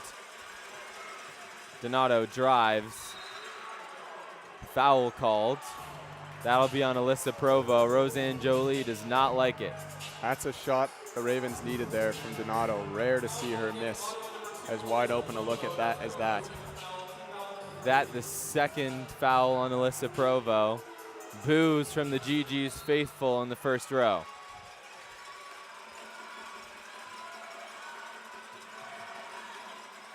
Urban, she'll let it fly. Doesn't go.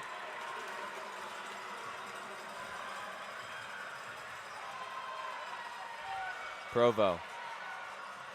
Payne. Burke got a hand on that one. Definitely affected that shot.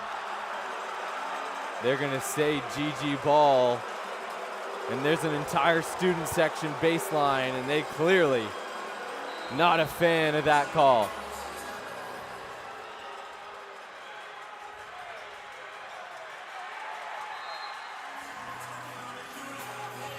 That one clearly Gigi's ball. Not much to argue about there, but 5 seconds on the shot clock for Ottawa.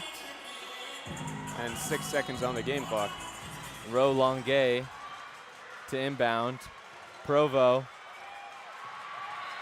She was looking for Paquette. And a turnover for the GGs. Not a lot of time here for Carleton to get something off. They'll try anyways.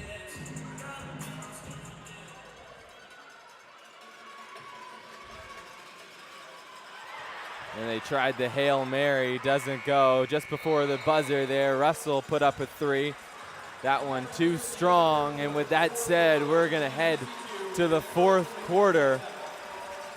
And the GGs gonna take a nice, comfortable 15-point lead into this 4th quarter. We'll see you shortly right here on OUA TV and CBC Gem. At Carleton University, we're revolutionizing surgery with AI, combating floods, decoding the mysteries of Alzheimer's, creating real-world solutions to enhance lives and protect our planet. Visit our website to learn more.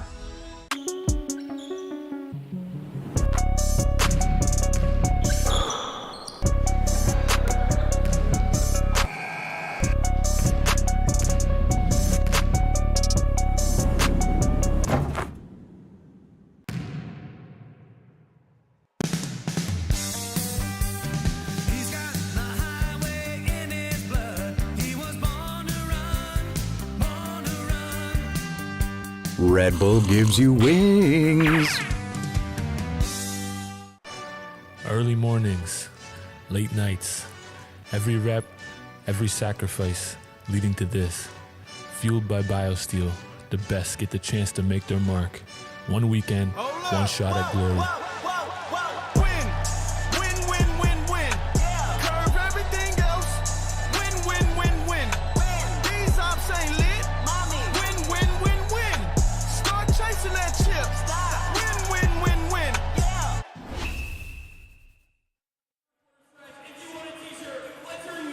And we welcome you back inside the Ravens nest for the 4th and final quarter of action here in the Critelli Cup final.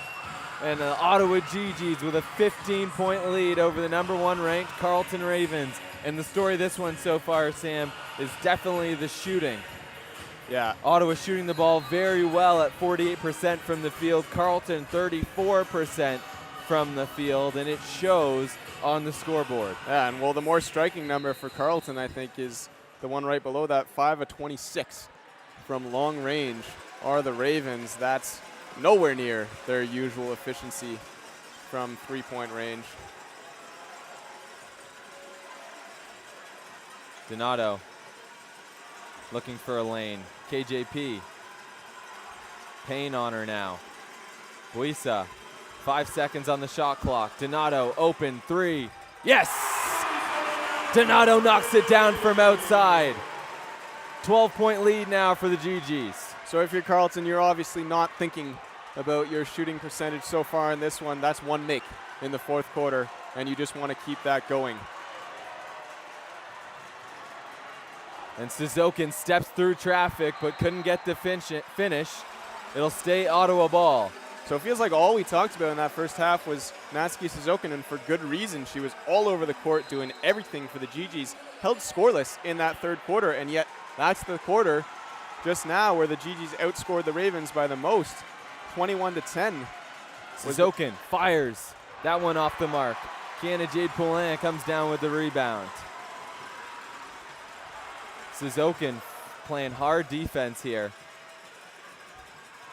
Buisa gets inside, puts it up, rolls around, falls the 5th-year guard, Dorcas Buisa. Veteran time here for Carleton. They've been here before. And that's Buisa's first made field goal in this game so far. You want a little more out of her in this game, but if she can show up and get a big fourth quarter for you now, all is forgiven.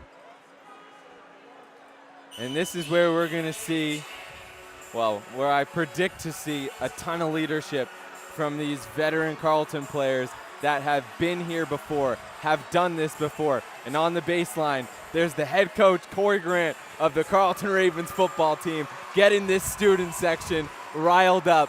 And this is about to be a very, very entertaining quarter of basketball. I feel it. Wow. The Ravens' nest is rocking, and Carleton down by 10. But like we mentioned in that third quarter, they were trailing heading into the fourth quarter at Capital Hoops Classic. They outscored the GGs by 10 points in the final frame. I got chills right now. The fact that that is CG himself that just went over there. I mean, he's pretty much got his entire football team down there, and he just went and got them all fired up. And here we go. With the fans behind them, the Ravens at a 10-point deficit, a lot of work to be done.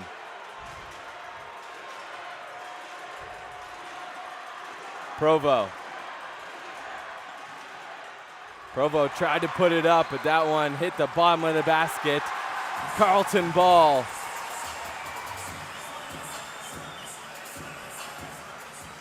There were 7,000 fans at Capital Hoops Classic. I don't know if TD Place was this loud during the Ravens' comeback bid. I don't think so. What more could he ask for in the Critelli Cup final? Donato takes the triple. That one doesn't go. Provo coming down with the rebound.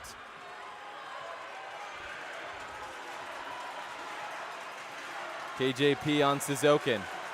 Screen set by, that's a moving screen. Can't do that. Offensive foul called on the GGs. Honora Tollette tried to create a little bit too much space for Suzokin there.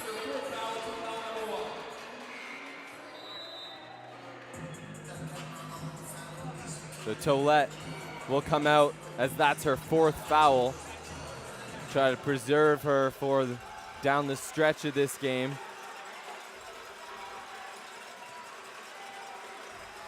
Sophie and Beaufort are now on for the GGs. Buisa gets inside, puts it up, doesn't go her way. Suzokin comes down with the rebound, and Ottawa. That's still what you need from Dorcas Buisa, fighting through contact to get those shots off. If she keeps doing that, she'll make a few. Provo. Buffard. Carleton almost had a takeaway. Suzokin lets it fly. It doesn't go. Carleton ball. Great quick reaction there from Jack Urban, and unfortunately ricocheted right into the hands of Natsuki Suzokin. Carleton maybe a little bit lucky. Suzokin still without a point in the second half.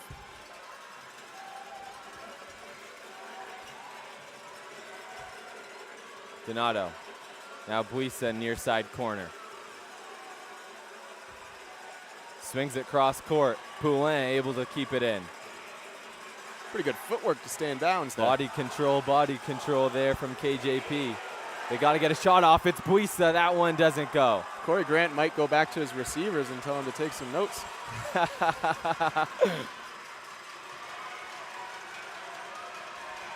Suzokin.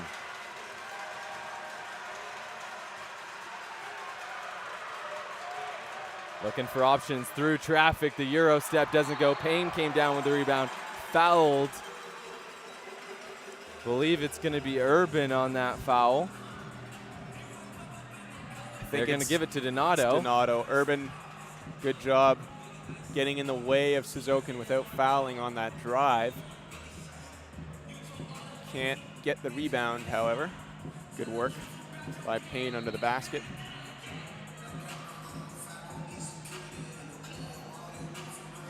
And I think this is the most sound basketball that Ottawa has played all season, and they're doing it at the right time. Provo, Suzokin, and that'll be a travel called on Suzokin, up and down. Suzokin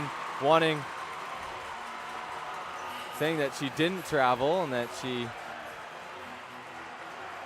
Yeah, obviously not going to go her way. Call was made. Rosangeli echoing that statement, but the entire Ravens nest agreeing with the refs on this one. As they would. Kiana Jade Poulin. Buisa in the corner. Looking it over. 7 seconds on the shot clock. Payne ran into traffic, traveled, and a turnover on Ottawa, or on Carleton. KJP stumbling a little. They're running into Payne. So with just under 6.5 to go, Ottawa with a 10-point cushion.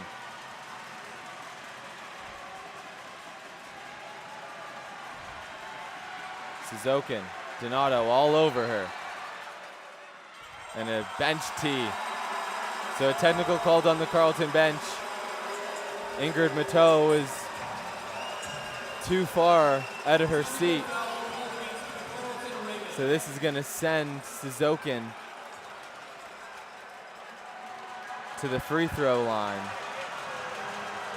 That's a tough break. And the student section happy with that one.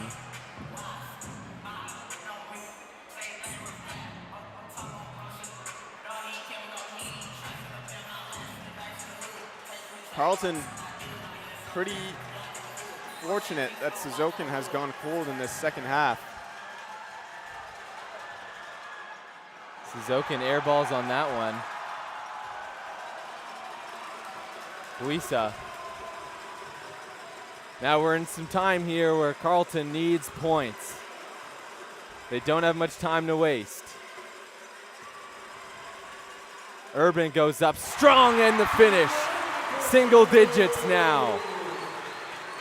Just Urban's second field goal of the game, but in crunch time, she steps up. Wouldn't expect anything else. Payne gives to Suzokin. Kiana wrapped around her, and that'll be a backcourt violation. Over and back goes Natsuki Suzokin. Turnover Ottawa. Carleton ball. 5 minutes and 23 seconds left to go. Ravens down 8. KJP was limping away from that collision with Emily Payne a few possessions ago. She looks fine now, and she's stuck with Natsuki Suzokin on that possession to force the turnover. KJP, triple. Bullseye! Kiana Jade Poulin from outside. Timeout. Roseanne Jolie wants to talk it over. 5-point ball game. Critelli Cup final. Carleton, Ottawa, nation's capital. What more could you ask? Kiana Jade Poulin, the second team OUA All-Star, stepping up in a big way, doing everything to will her team to a victory on both ends of the court tonight. She's got a team-high 15, and that's the biggest shot she's made so far in this game. Corey Grant is still turned up. This is awesome to see. Carleton with everyone behind them here. Work to be done. No time to waste. They've been making plenty of mistakes that they need to start shoring up and just getting some shots to fall. And the contrast right now between the energy and the movement on the baseline and in the huddle for the Ravens, it's all business. Every player listening intently to what Danny Sinclair has to say. They've got a game plan. They've prepped for this sort of situation, although they haven't found themselves in come-from-behind situations a ton in this season. So, and definitely not in this moment with 5 to go in the fourth. I don't think all season that they've trailed in a moment like this. Adversity for the Ravens. We'll see how they deal with it. Suzokin bringing the ball up the floor for Ottawa. Provo. Payne goes up over Urban, fouled. Urban can't believe it. Definitely some contact there. Payne at the line. I think that was just a great play by Payne to initiate contact. Urban standing still, but That's going to get called every time.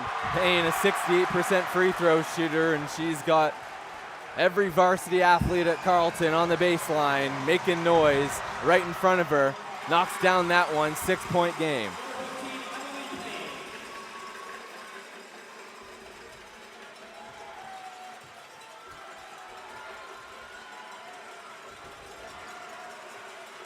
Donato. Burke. Burke on the low block. Buisa.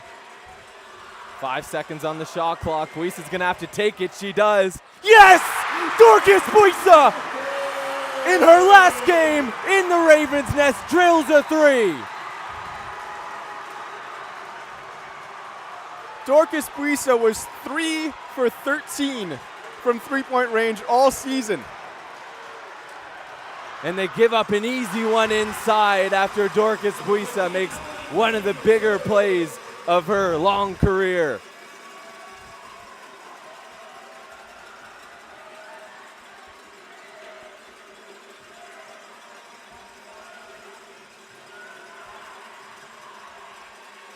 KJP open 3, that one's short.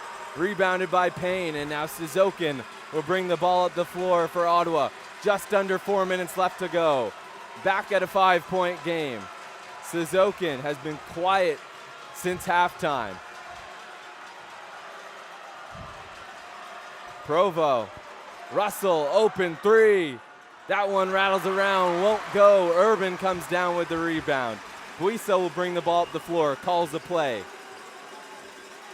Kiana, guarded by Russell. Dorcas, guarded by Natsky. Burke goes up, won't go. Payne fighting for the rebound. 3 minutes left to play in the Critelli Cup final. Kiana picking up Suzokin at half court. Suzokin looking for space. Payne in the flats, going to work on Urban, has to get a shot up. She's not going to. Great defense by Jacqueline Urban. Excellent defensive possession there for the Ravens. It starts with KJP picking up Suzokin at half court, not giving her any room. And Urban finishing it off with great interior defense.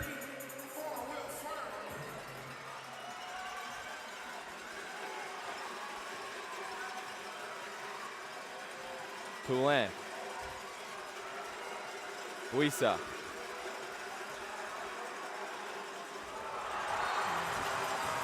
The pass just too high. Kiana couldn't get her hands on it. Turnover is another story in this one. That's 21 now for Carleton. Ottawa also have given up the ball 24 times. Still a 5-point game, 2.5 to go. Kiana was frustrated after that pass from Dorcas. And so was Danny Sinclair. They do need to settle down, compose themselves, because this game is far from over. Suzokin. So that was tipped out of bounds, last touched by Carleton. It'll stay Ottawa ball. Good play by Urban though. 16 seconds on the shot clock. Carleton have struggled defending the baseline inbound in this game. Inbound goes to Payne. They'll hand it off to Suzokin. Kiana has been locked down on her since halftime. They're going to call a foul. That going to be the third Carleton foul. Not a shooting foul, so it'll be side out for Ottawa. They called that on KJP? They did. Second foul on Kiana Jade Poulin. Russell and Burke got a hand on that one. Great rotation there from Carleton, and they're not forcing a turnover, but Ottawa hasn't held the ball for more than 5 or 6 seconds on this possession. Suzokin. She's going to have to take a prayer of a shot here, but she gets downhill, puts it up, doesn't go. And they're going to call the shot clock violation anyways, as the ball didn't leave her hands in time. It's so loud in here, we can barely hear the whistle being blown.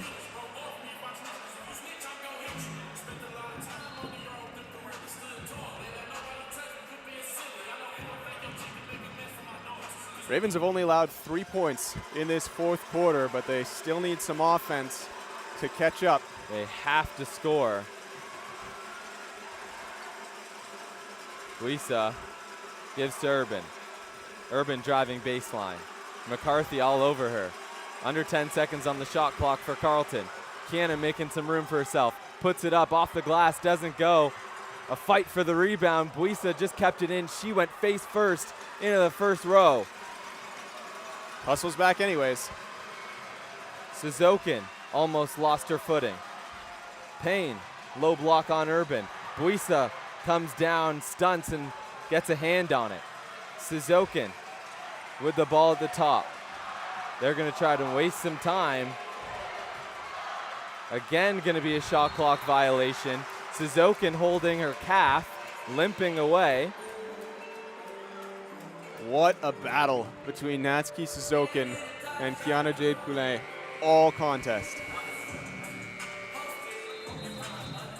And timeout going to be taken here by Danny Sinclair. And it's a smart timeout. Obviously, they need to draw something up here that results in points. And then they need to get a stop and then get points again.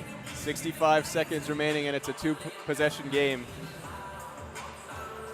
Not a situation, once again, we keep saying it, not a situation the Ravens have found themselves in this season. We don't really know how they respond to this kind of adversity. And we should note as well, Ottawa, a very good team in their own right, and you know their margin of victory throughout this season average has to be in the teens, if not the 20s. They were blowing out teams just as often as the Ravens, a few losses in the regular season, 3 to be exact, 2 of those to these Carleton Ravens, but one of those by 4 points, and then they lost to Brock by 2. So in close game situations, haven't gone super well for the GGs either. And coming out of this timeout here, we're going to see what gets drawn up for Danny Sinclair and the Ravens. And Danny Sinclair is going to elect to get the ball in the front court.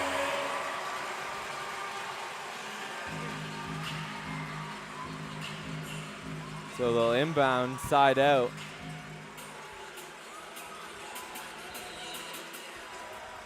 And they're going to need some execution here. Burke. Hop step. Gigi's all over her. Ball was whistle blown. Ottawa ball. Fouls on Dorcas Buisa. Under a minute left to go. 58.8 seconds. That was Buisa's third foul. And that'll be Carleton ball. Buisa immediately makes up for it. Sticking right with Alyssa Provo. And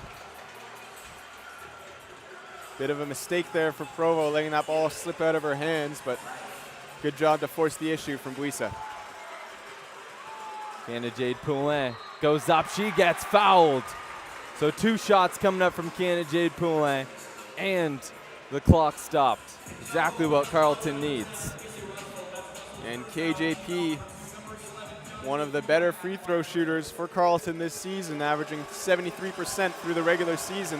Hasn't taken any shots bigger than these, and she makes the first. 4-point game.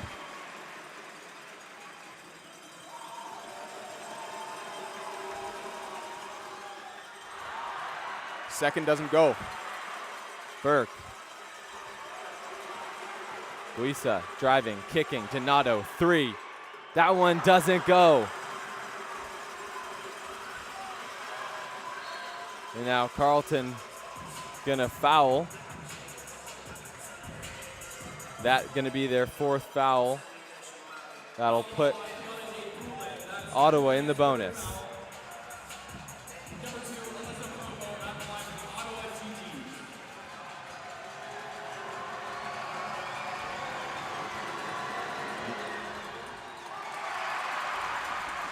So Provo misses her first.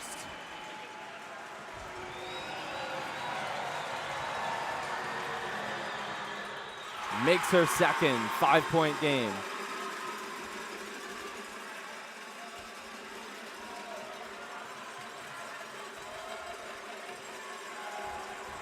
Donato swings it. Kiana, 3. That one too strong.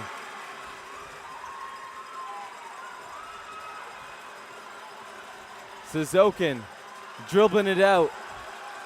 They need to foul. Way too much time comes off the clock there, and Danny Sinclair not happy with it, and they have to send Suzokin, one of their better free throw shooters, to the line. Suzokin still without a point in this second half, but one of the bigger plays of that game, just wasting enough time there, and now with 2 big shots to put the game away. And Suzokin drills the first.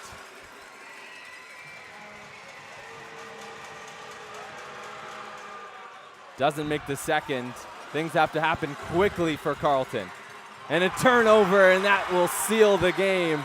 McCarthy will run it out, and the GGs are fired up. 12.8 seconds left to go. McCarthy headed to the line.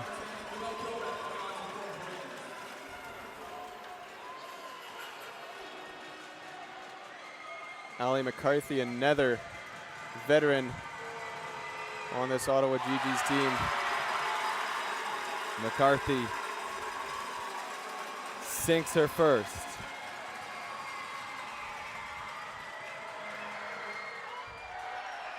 That one won't go. Kiana pushing the ball quickly. Gets inside, puts it up, doesn't go. Payne gets the rebound, jump ball called. 4 seconds left to play.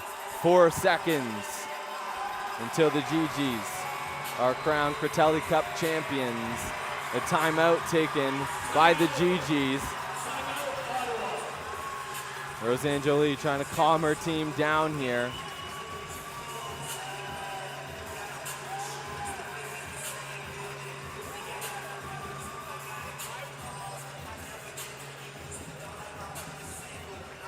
And this, safe to say, isn't the result that was expected coming into this one. 22-0 in the regular season and 2 dominant showings to get to these finals in the playoffs for the Ravens. They were heavy favorites coming into this one, going after a historic season and a historic three-peat. Nobody's three-peated in the OUA since the Windsor Lancers 10 years ago this month, but not to be. That said, Carleton has already punched their ticket to the national championships, and likely now that they would have to go through maybe these same Ottawa GGs to get there. Still a chance at the three-peat of a national championship, but this was definitely a game that they wanted. And this is going to have seeding implications that won't favor Carleton. Had they won this game, they would have been guaranteed the first seed. Now it's all up in the air. Payne, an open look. It bounces around and goes. 0.9 seconds left on the clock. And the Ottawa GGs, for the first time since 2012, are Critelli Cup champions. Natsuki Suzokin, in her final OUA game, gets it done, leading the way with 22 points for the Ottawa GGs. And what a showing for this team. The underdogs in this game. Number 4 ranked team in the country comes into the number 1 house in the nation and takes it over. 4 months and 1 day ago, these GGs came in ranked number 1 to the Ravens' nest and saw that number 1 spot slip from their grasp. They got dominated on both ends of the court by the Ravens. Ravens took the number 1 spot, and it never looked back. And it looked like this was the year for the GGs to three-peat. For the Ravens to three-peat, I should say. The GGs had other plans. And what a moment here for the GGs. And for Natsuki Suzokin, although this, of course, such a team effort, but in her last OUA game, her 5th year of eligibility, her last collegiate basketball game, she gets gold in the highest standard of the OUA. Her first OUA championship, the first for anybody on this GG's roster. Of course, we mentioned the Ravens have their sights set on a national championship, so do the GG's. They know their season isn't done yet. They're going to celebrate tonight, but they'll regroup and they'll get ready for a flight to Vancouver. As you mentioned, seeding going to likely favor these GG's now. Number one definitely in play for Ottawa. This, the first time Ottawa has beaten the Ravens since December 6, 2023. That's Carleton's last loss against any team, regular season or playoffs. Their first loss in 2 years. They haven't lost at the Ravens' Nest since February of 2023. That was also the GG's getting the job done, but neither of those games anywhere near as big as this one. It's the 122nd meeting between these two programs dating back to 1970, but the one with the most at stake, and it's the GG's coming out on top.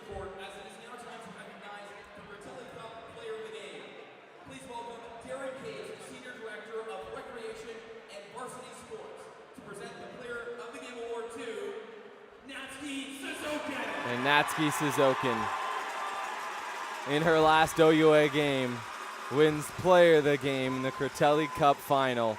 And what a career she has had here in the Garnet and Gray. And congratulations to her, well deserving of this award and well deserving of this championship. Absolutely no surprise, 22 points, that's a game high. Also had 4 rebounds, 5 assists, 2 steals in this one, all over the court on both ends. First, please welcome Suzanne Blanchard, Vice President of Students and Enrollment and University Registrar, to present the 2024-25 silver medals to the Carleton Ravens.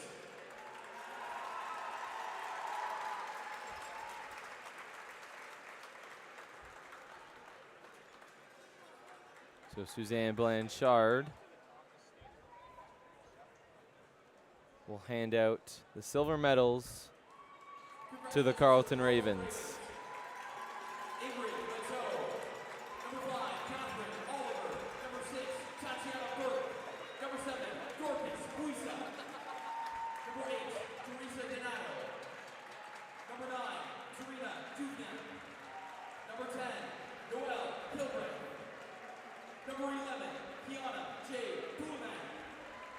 And you see the tears coming from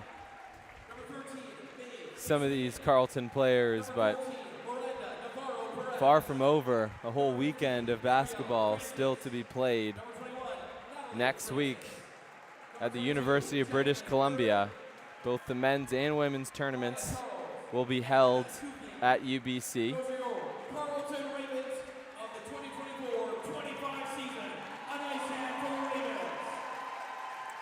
Tatiana Burke, Dorcas Buisa playing in there, and Teresa Donato playing in their final games in the OUA and on this Ravens Nest court. Not to mention Noelle Kilbreth here for a shorter time, but made a big impact this season. But yeah, for a core that's been here for a few years now and has seen so much success, it's definitely unfortunate that their last game in the Ravens Nest is a loss, especially when losses are just not something that this Ravens core has gotten used to. This just the 5th loss for Jacqueline Urban in her 3-year career here at Carleton.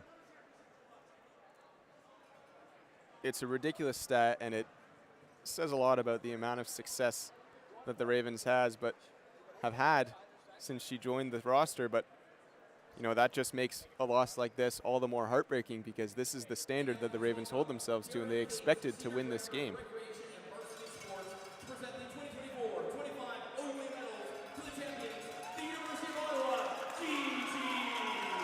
And the GGs now receiving their gold medals.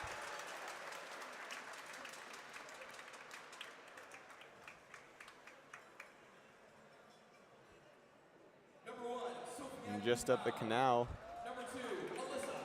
tip-off just seconds away for the OUA men's final, where the GGs are facing off against the Queen's Gales. So both GGs teams will be heading to Vancouver.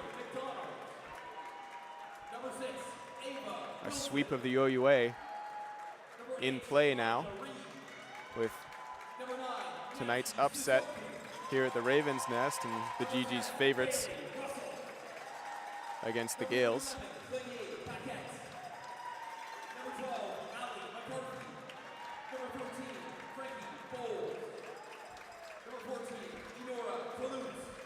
As we see the gold medals being put around the necks of the Ottawa GGs.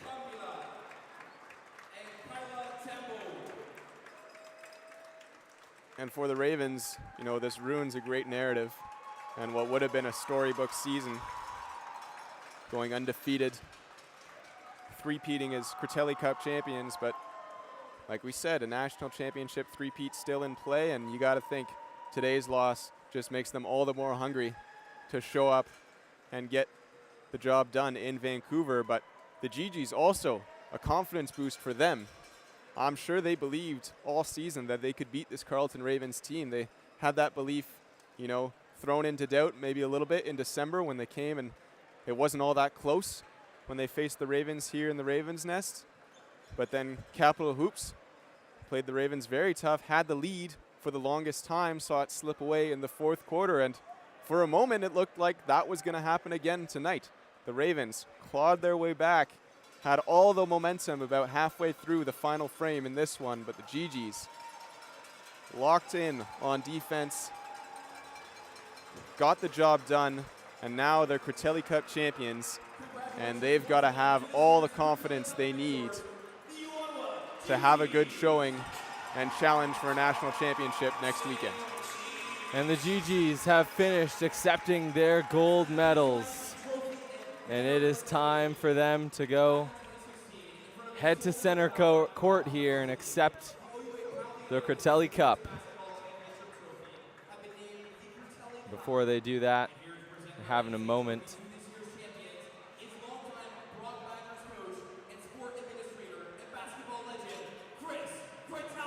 as a team here. And no doubt Natsuki Suzokin will get the first chance here to raise the Critelli Cup.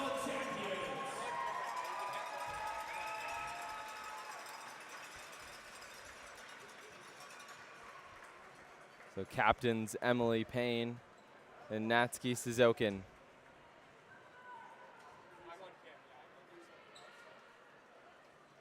Gonna receive the Critelli Cup and the banner that will go on display at Montpetit Hall, just 15 minutes up the canal.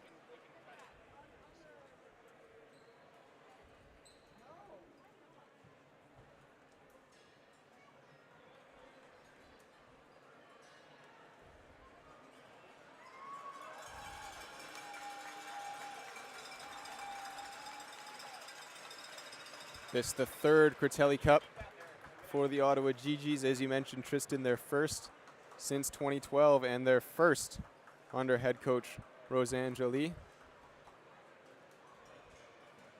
They'll be heading back to the national championship. And we were mentioning the possibility of another meeting between these two teams, and all the more excited for that now if you're a Ravens fan. These two teams have only faced once in the national championship. That was back in 2013, and it was a 52-51 victory for Ottawa. But for now, it's the GG's turn to celebrate, as they are Critelli Cup champions for 2024-2025. And with that, we thank you for tuning in to this broadcast on OUA TV and CBC Gem, and we thank all the sponsors of the OUA, BioSteel and Wilson. And we'll see you next time